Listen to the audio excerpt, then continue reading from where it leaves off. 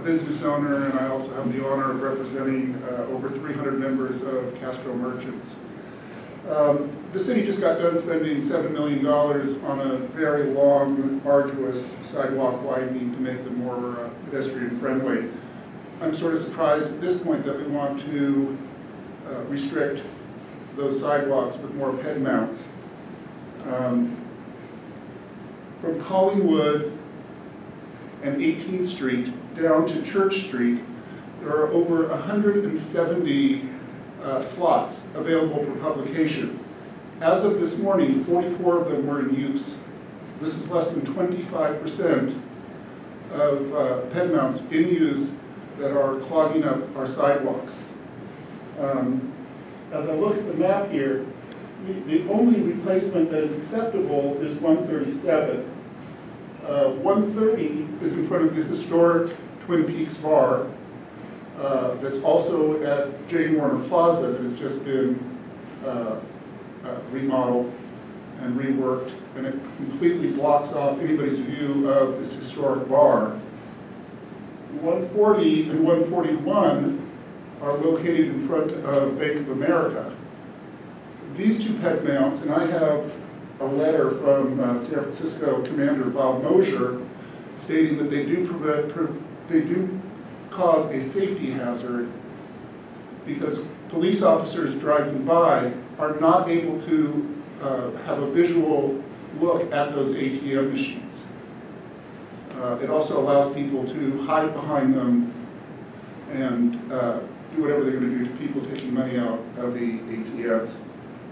So the 135 and 131, along with not being needed, 135, that's a very congested, narrow sidewalk. With a ped mount there and people waiting for the bus, that sidewalk is no longer ADA accessible. Same with 139. If there's a ped mount there and people are waiting for the bus at the bus shelter, that pedestrian right-of-way is no longer ADA accessible. It's just too narrow. Like I said, in my mind, the only one that would be acceptable is 137, where we have some traffic control boxes that it can be lined up with. We can't do anything about the traffic control boxes, and so that seems to be the only logical one to replace in that location. Thank you. 71, we've been distributing in this neighborhood since that time every week. Let me just say that the ped mounts are a very important part of our distribution system. In fact, we rely on them since this program has replaced our freestanding racks. And yes, and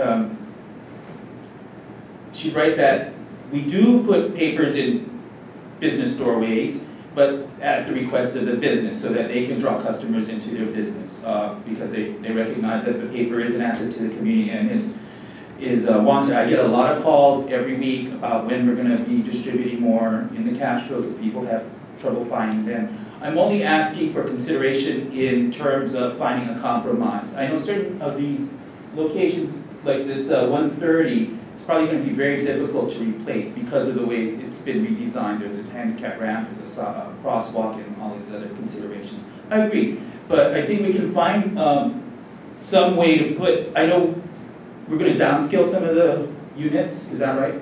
Taking 6 of them. Yeah, but the one you're going to replace, are they going to be? They're going to be smaller. It'll be the same size. Same size, but you have occupants. Yeah. Well, I mean, we pay rent for those ped mounts, so I mean, I'm not going to not use them. I mean, I'm paying for them. I rely on them. That's all I can say. I mean, are these locations already decided on where we're going to put them back in or not?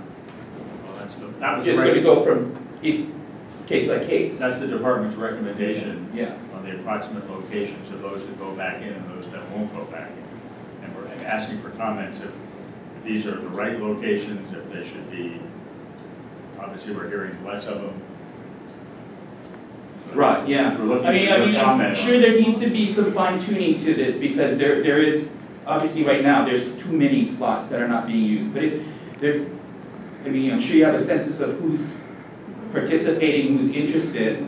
I mean, then an appropriate sized unit can be fashioned to be put there. And I know you have all these other considerations with street furniture and all of that stuff. You have all these appearances you have to abide by. So I know it's not easy, but I mean, we publishers do rely on it. It is a major part of our distribution network. Talk to each other in an open kind of dialogue fashion. My name is Andrea Aiello. I'm the executive director for the Castro Upper Market Community Benefit District. And we represent the property owners in the Castro Upper Market area. And we are really, really concerned about the taking of all this public space for really very little worth coming back to the neighborhood. I would say that the issue that you were talking about, Bank of America, several years ago, there was an incident of somebody hiding out of view and taking down people's ATMs and then going right back in. You know, the bank had to do some stuff to change their whole ATM process and all that kind of thing. And the captain, well, he was a captain at that point, Captain Moser, the captain at Mission Station, was very concerned that his officers were not able to have a sight line of the ATMs as his officers were driving northbound on Castro Street. And that's when he wrote the letter, when he was the captain of Mission Station. He's since had promotion. But what I don't understand is, can you clarify, so the red outlined are the boxes that are permanently removed? Right. Yes. The red permanently removed will not be used. So, and 131 is the one that you want to put back in. Yes, 131 is the one that's there right now. That's there right now, and you want to keep it there. Correct. So one at Harvey Milk Plaza. Correct. So I agree with Daniel that 130 is really a very, very bad location, and it is right in the window of a historic landmark, Twin Peaks Bar, and people looking out in the bar, all they do is they see this head mount, and it really, and you have to also take into account that Castro is a very, very high tourist area, and that bar in particular, probably every tourist over 21 goes into that bar, and it gets very crowded on weekends. And nobody wants to be sitting in a spot where they're looking at a head mount. They want to look into the Jane Warner Plaza and see activity. There's lots of times there's events happening there, and just people watch. That's what the windows are for. And so having a head mount there is really negative for the bar. And as far as the Chronicle is concerned, I know the kiosk isn't there anymore at 18th and Castro. There is an opportunity to have a kiosk across on the north side of Market at Castro and Market at the northwest corner of Castro and Market. You can sell newspapers there. I understand it doesn't get as much pedestrian traffic as the other side, but that is a location that you could put a newspaper kiosk.